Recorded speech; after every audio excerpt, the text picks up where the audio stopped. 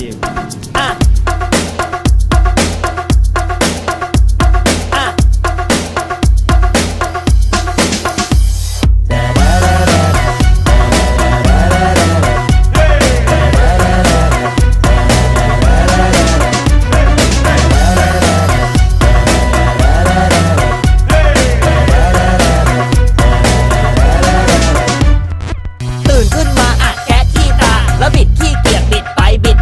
วันนี้วันเสาร์ไม่มีนัดนี่ว่ะกี่โมงวะเนี่ยตายและอาเที่ยงกว่าพลาดไม่ได้เพราะนัดกับพอลล่าดูหนังรอบบ่ายที่สกาล่าจะทันไหมเนี่ยรอบ13 นาฬิกาอดอีกแน่เลยถ้าไปไม่ทันเวลาเพราะ5 โมงเย็นต้องไปดินเนอร์กับทา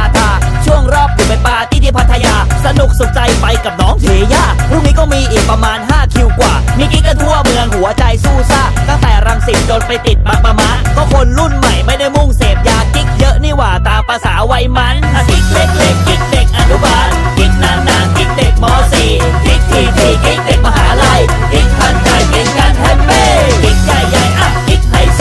กิ๊กเทอร์โบโอ้ยกิ๊กดารากิ๊กเฮฮากิ๊กกันสบายใจกิ๊กทั่วไทยกิ๊กกันไว้โอเค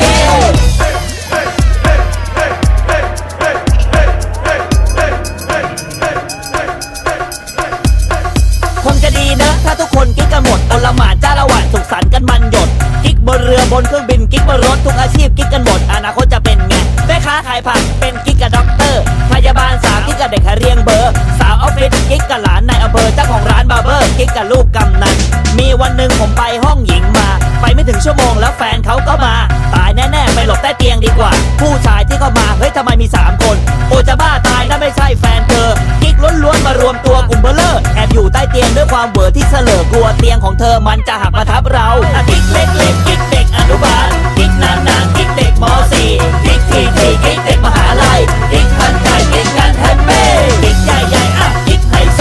กิ๊กเทอร์โบโอ้ยกิ๊กดารากิ๊กเฮฮากิ๊กกันสบายใจกิ๊กทั่วไทยกิ๊กกันไว้โอเค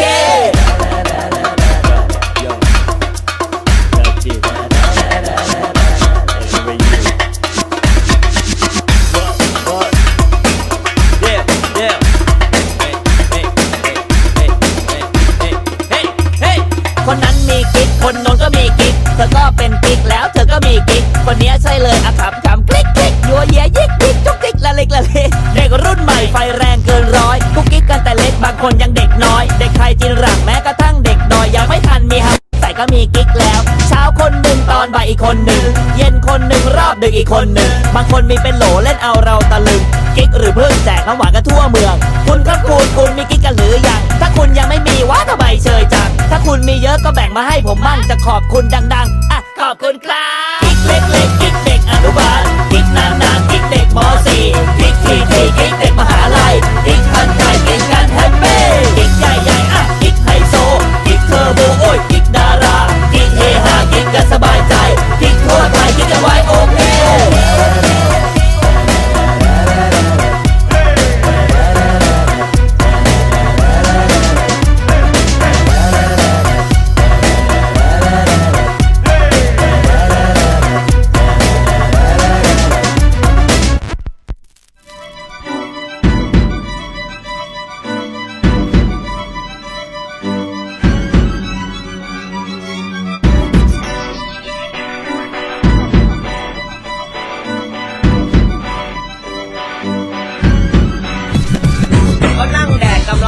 ประมาณตี 2แต่กำลังปิ้นมันกำลังคึกขนองเหล้ายาปลาปิ้งพร้อมสับกับเพื่อนฟ้องนักคุยสนุกเฮฮาโดยที่ไม่ได้ไตร่ตรองมองไปหน้าประตูก็เห็นลูกเสือ3 ตัวลูกเสือ2 ขาถ้ามีบวกบนหัวลูกเสือพวกนี้หน้าตาน่ากลัวลูกเสืออะไรวะพกปืนข้างตัวกลัวนะกลัวจะตายแล้วเนี่ย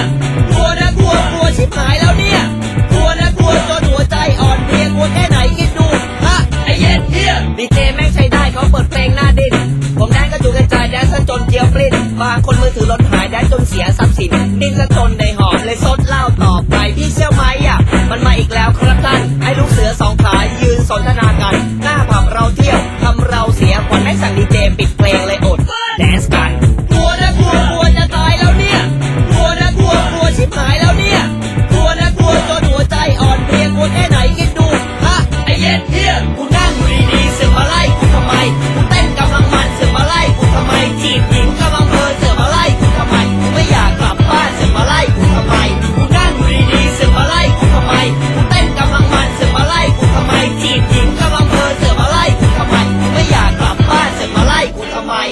ว่าใส่หมวกคุณตะโกนว่าพกปืนผมตะโกนว่าจุดยืนคุณตะโกนว่าส้นตีนผมตะโกนว่าทำดีคุณตะโกนว่าได้ดีผมตะโกนว่าแฮปปี้คุณตะโกนว่าได้ดีผมตะโกนว่าใส่หมวกคุณตะโกนว่าพกปืนผมตะโกนว่าจุดยืนคุณตะโกนว่าส้นตีนผมตะโกนว่าทำดีคุณตะโกนว่าได้ดีผมตะโกนว่าแฮปปี้คุณตะโกนว่าได้ดี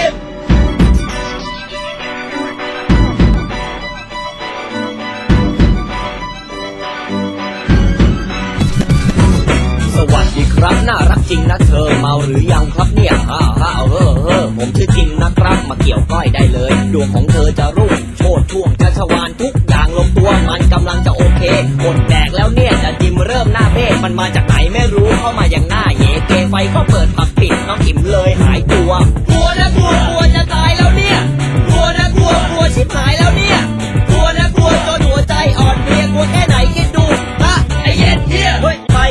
ไปกินเหล้ากันดีกว่า RCA ดีไหมกูว่าข้าวสารดีกว่ากูว่าสีลมนะเว้ยไม่ดีช่วงนี้มันเงียบถ้าเงียบเหรอไปต่อข้าวสารดีกว่าพอไปถึงซูซี่สั่งเหล้ากันแบบเต็มที่เพื่อนทุกคนแฮปปี้กินเหล้าเพลินจัดได้ไม่นานเท่าไหร่เสือปืนไวมาถึงดาจินกับเพื่อนตะลึงกูต้องกลับบ้านเร็วไปกูนั่งอยู่ดีๆเสือมาไล่กูทำไมกูเต้นกำลังมันเสือมาไล่กูทำไมจีบหญิงกำลังเพลินเสือมาไล่กูทำไมกูไม่อยากกลับบ้านเสือมาไล่กูทำไมกูนั่งอยู่ดีๆเสือมาไล่กูทำไมกูเต้นกำลังมันเสือมาไล่กูทำไมจีบหญิงกำลังเพลินเสือมาไล่กูทำไมกูไม่อยากกลับบ้านเสือมาไล่กูทำไมเกือบเช้าก็ดีแล้วแม่งให้ตี 2ตรงเพ่งเกือบเช้าก็ดีแล้วแม่งโคตรเซ็งเคร่งเกือบเช้าก็ดีแล้วแม่งให้ตี 2เป้ง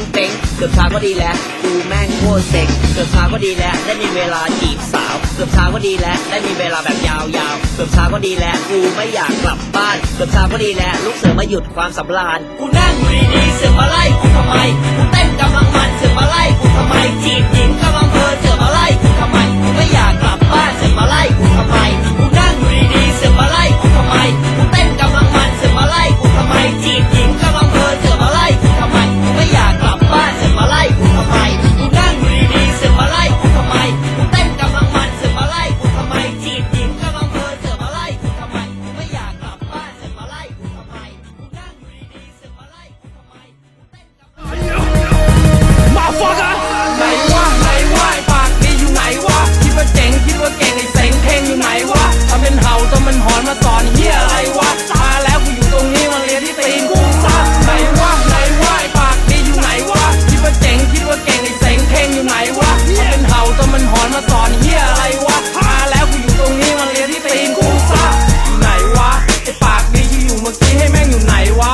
ทำเป็นคุยเฟืองเรื่องคนอื่นว่าคนอื่นไม่ได้เรื่องมึงอย่าขัดมึงอย่าขืนไม่ประเจิงบรรยายเวลาตอนที่กูตื่นคิดที่จะฝืนต้องเจอได้ปืนมิสไซล์มึงมาคิดร้ายตกกระเด้งให้ไปชิดซ้ายลามกูมีพิษจะทำให้จิตมึงสลายโดนจนเละเทะเหมือนไอติมที่มันละลายมึงจนเซ่ครอบครัวต้องฝันละลายมึงคือเป้าหมายถึงตัวมึงจะตายไม่มีใครคิดจะเสียดายเท่ากับเล่าหาย